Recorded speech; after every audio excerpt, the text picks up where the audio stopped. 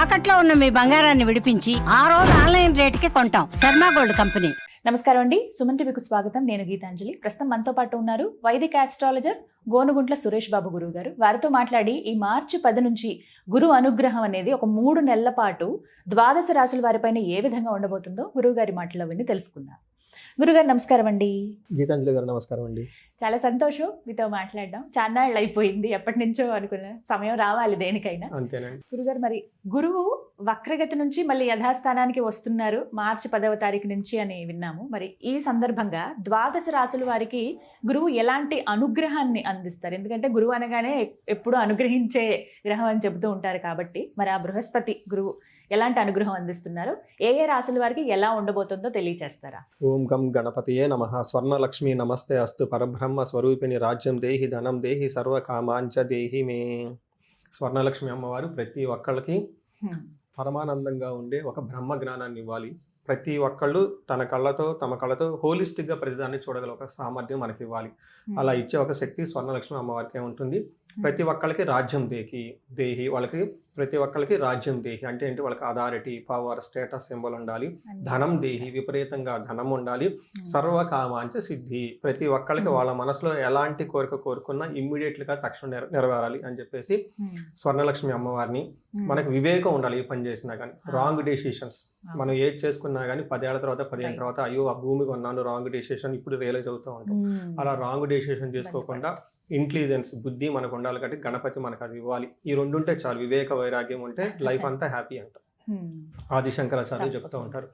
ఇందులో మీరు అడిగిన విధంగా గురువుని గురించి చాలా ఇంపార్టెంట్ అండి. గురువు బ్రహ్మ, గురువు విష్ణు అంటారు.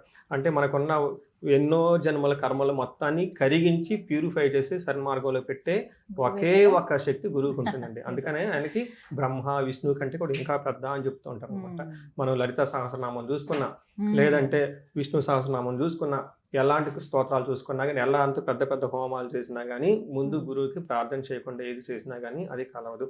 గురువుకి నమస్కారం చేయకుండా వెళ్ళినందుకు ఇంద్రుడికి ఇంద్ర పదవి పోయింది, బ్రహ్మపాతం చుట్టుకొని ఇంకా మళ్ళీ ఆయన స్వర్గం రాలేదు.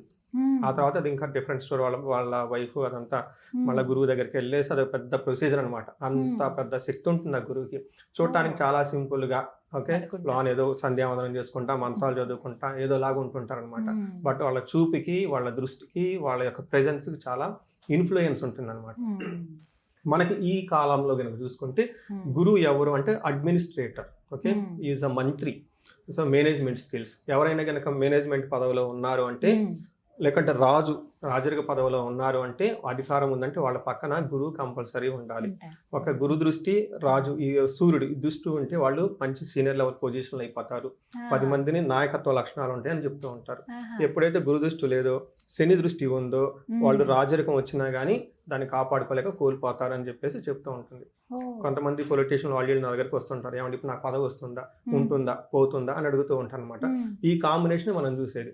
So Guru is a well protector అండి. సో మనకి గురువు ఏం చేస్తారు? ఫండమెంటల్ బేసిక్ క్వశ్చన్ చూసుకుంటే ఫస్ట్ ఆయన మనకి ధనాన్ని ఇస్తారండి. చాలా మందికి తెలియదు. మనకి గురువు ద్వారానే మనకి ధనం వస్తుంది. ఎవరైనా కనుక సరిగ్గా ధనం రావట్లేదు అనుకుంటే గురువుని ఇగ్నోర్ చేస్తున్నారు. అందుకని గురు సేవ చేసుకుంటే, శుశ్రూష చేసుకుంటే నిదానంగా ధనం వస్తుంది. తర్వాత సంతానం, తర్వాత జ్ఞానం, తర్వాత ఇలా అన్ని అనమాట. వేదిక నాలెడ్జ్, భక్తి, ఆధ్యాత్మికత, ధర్మచింతన ఇవన్నీ గురువు ద్వారా వస్తూ ఉంటాయి అనమాట. అందుకని ఈ గురువు సరిగా ఉంటే అన్ని సన్మార్గంలో ఉంటుంది. లక్ష్మీదేవి కూడా గురువుని ఫాలో అవుతూ ఉంటుంది అనమాట. ఎందుకంటే ధర్మాన్ని కాపాడతాడు కాబట్టి. ఏది ధర్మం ఏది అధర్మం అని మనకు ఎలా తెలుస్తుంది? ఎవరో ఒకరు చెప్పాలి కదా. ఆ సోర్స్ గురువు అనమాట. అందుకని చెప్పేసి లక్ష్మీదేవి వాళ్ళ అన్నగారు శుక్రాచార్యుడు కూడా గురువే ఆయన. అందుకని చెప్పేసి జ్ఞానము ఎక్కడ ఉంటుందో, ధర్మం ఎక్కడ ఉంటుందో లక్ష్మీదేవి వాళ్ళని ఫాలో అవుతుంటుంది అని చెప్తూ ఉంటారు.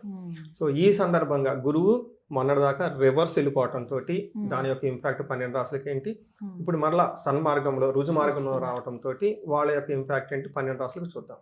తప్పకుండా. గురుగారు, మరి వృషభ రాశి వారి జాతక ఫలితం గురువు ప్రకారంగా ఎలా ఉండబోతుందండి మార్చి 10వ తారీఖు నుంచి?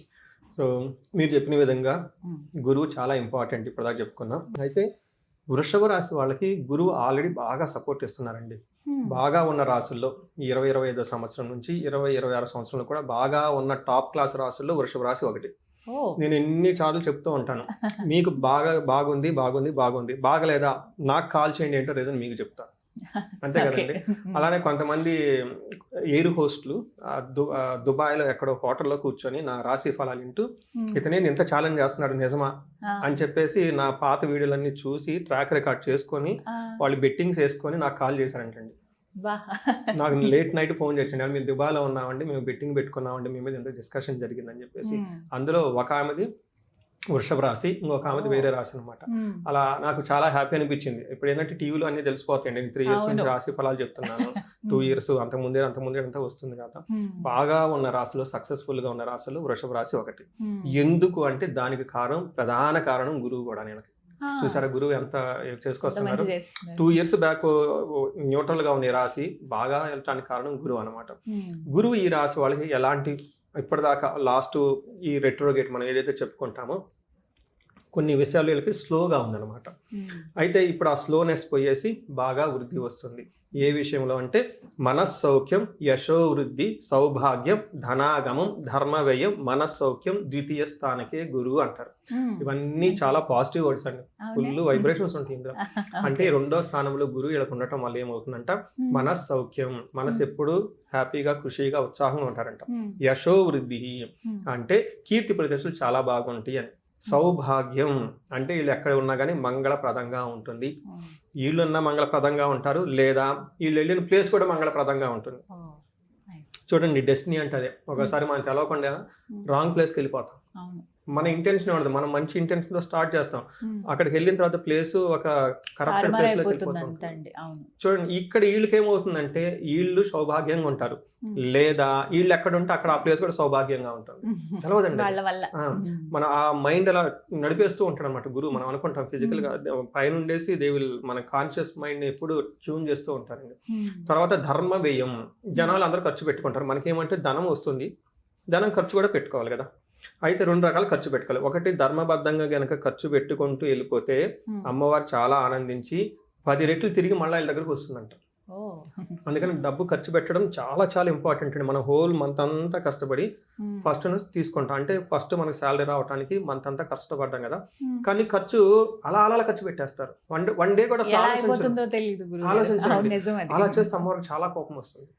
అందుకని ఖర్చు పెట్టేటప్పుడు ఎందుకు 3 times ఖర్చు పెట్టాలి. వీళ్ళకి ధర్మ వ్యయం, ఎందుకంటే వీళ్ళు పెట్టే ప్రతి ఖర్చు నోయింగ్లీ అన్నోయింగ్లీ, తెలుసో తెలవకో మంచిదనగా ఖర్చు పెట్టడం వల్ల లక్ష్మీదేవి హ్యాపీ ఇచ్చేది, మళ్ళా ధనం వస్తుంది. సో కొన్నిసార్లు ఈ గ్రహస్థితి సరిగా లేనప్పుడు మనం బ్లైండ్గా ఖర్చు పెట్టేస్తాం, అమ్మవారి కోపం వస్తుంది. ఏంటి అసలు ధర్మబద్ధం చూడలేదు, నీతి ఏమీ లేదు, అలా ఇచ్చేసాడు ఏంటి, కోపం వచ్చేసి ఇంకా రాదు ఒక దగ్గరికి, బ్లాక్ అయిపోతుంది అనమాట. అందుకని కొంతమంది డబ్బులు ఇస్తే మళ్ళీ తిరిగి రావు, ఎందుకంటే వాళ్ళు స్పెండ్ చేసే విధంగా సరిగ్గా ఖర్చు పెట్టరు. మనకేం అపాత్ర దానం మహాపాపం, డబ్బు రాదంటే చాలా మంది అంటుంటారు, డబ్బు లేదు అంటే ఖర్చు పెట్టడం చేత కాదనమాట. అందుకని ధర్మ వ్యయం అంటారు.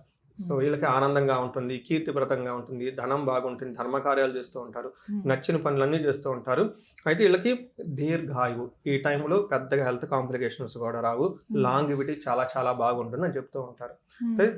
కొన్ని విషయాలు జాగ్రత్తగా ఉండాలి. ఒకటి పవర్ స్టేటస్, అంటే వీళ్ళు ఓవర్గా టూ మచ్ యాంగ్జైటీ ఫీల్ అయిపోయేసి ఓవర్ లుక్ చేసి ఉద్యోగంలో ఏమంటారంటే ఈ గురువు మనకి ఓవర్ అంబిషన్ క్రియేట్ చేస్తారు. దీంతో ఓవర్గా కమిట్మెంట్ ఇచ్చేసి వాళ్ళ బాస్కి ఆ కమిట్మెంట్ ఫిల్ కాక మళ్ళీ వీళ్ళు ఇబ్బంది పడే అవకాశం ఉంటుంది. కాబట్టి ఈ విషయంలో కొంచెం జాగ్రత్తగా ఉండడం ఎంతైనా అవసరం. వీళ్ళు ఇంకా ఏమైనా బాగుందన్నారు, ఇంకాస్త ఏమైనా పరిహారం చేసుకుంటే ఇంకా మెరుగైన ఫలితాలు ఉంటాయా వృషభ రాశి వారికి? ఖచ్చితంగా పరిహారాలు చేసుకోవాలండి. ఒకటి గురువులకు నమస్కారం చేసుకోవాలి, కుల గురువులను దర్శించుకుంటూ ఉండాలి. వీళ్ళు మేధా దక్షిణామూర్తి అవతారాన్ని కనుక శివుడు అవతారం మేధా దక్షిణామూర్తి స్తోత్రం చదువుకున్నా కానీ చాలా బాగుంటుందండి. గురువుకి సంబంధించిన దేవాలయాలు, ఆశ్రమాలు, మఠాలు విజిట్ చేస్తే చాలా చాలా బాగుంటుంది. వీళ్ళకి ఆల్రెడీ బాగున్నారు, ఇంకా బాగుంటారు. చక్కగా చెప్పారు, ధన్యవాదాలు గురువు. ధన్యవాదాలండి.